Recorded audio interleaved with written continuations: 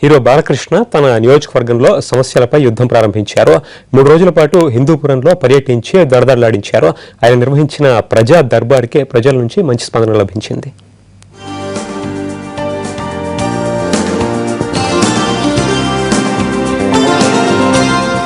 Real life లో సందడి చేసి అలరిస్తున్న బాలయ్య రియల్ లైఫ్ లో ఓ ప్రజా ప్రతినిధిగా తన వంతు బాధ్యత నెరవేర్చాడు.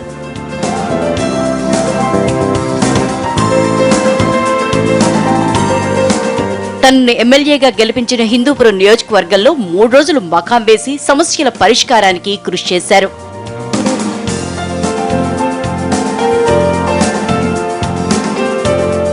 మొదటి రోజు సాయిరాం ఫంక్షన్ హాల్లో ప్రజా దర్బార్ నిర్వహించారు ఎమ్మెల్యే బాలకృష్ణ. సమస్యలపై ప్రజలిచ్చిన అర్జీల్ని ఆయనే స్వయంగా స్వీకరించారు. తొలి రోజే ఏకంగా 880 ఫిర్యాదులు రాగా వాటిని పరిష్కరించాలని అధికారులకు సూచించారు.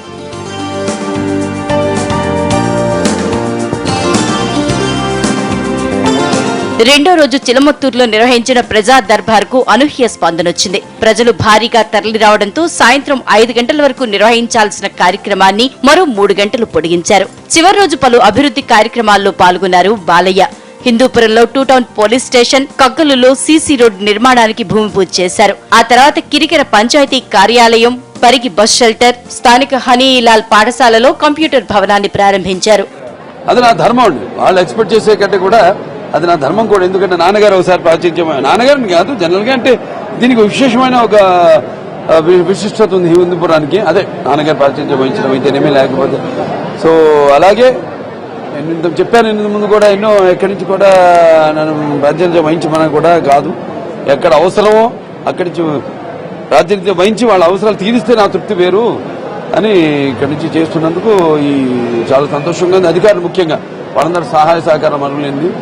వాళ్ళు తక్షణమే వెంటనే అన్నిటి కూడా స్పందిస్తారు.